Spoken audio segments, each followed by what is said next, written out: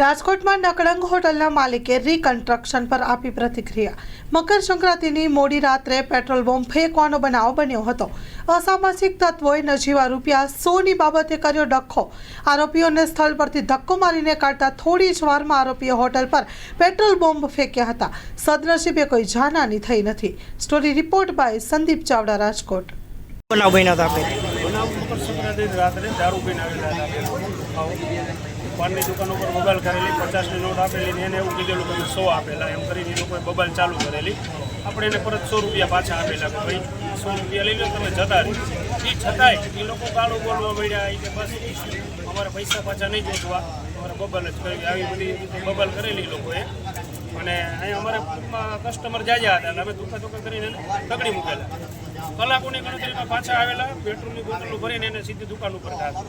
હા, કેટલા લોકો હતા? એ 4 જણા જેવા ત્યાં અમને દેખાતા હતા। બીજા આગળ ઓલી બાજુ હોય તો કંઈ ખબર નહીં, પણ એ ભાગી ગયેલા હતા। અત્યારે રીકન્સ્ટ્રક્શન એનું કરવામાં આવેલું છે। પોલીસની કામગીરી અત્યારે કઈ રીતે?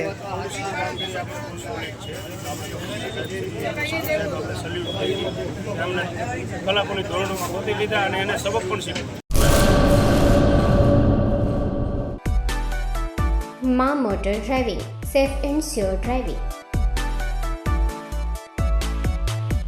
ડ્રાઇવિંગ એ શોખ સાથે આપની મોટી જવાબદારી પણ છે। અમારા ઇન્સ્ટ્રક્ટર દ્વારા સચોટ અને સરળ માર્ગદર્શન।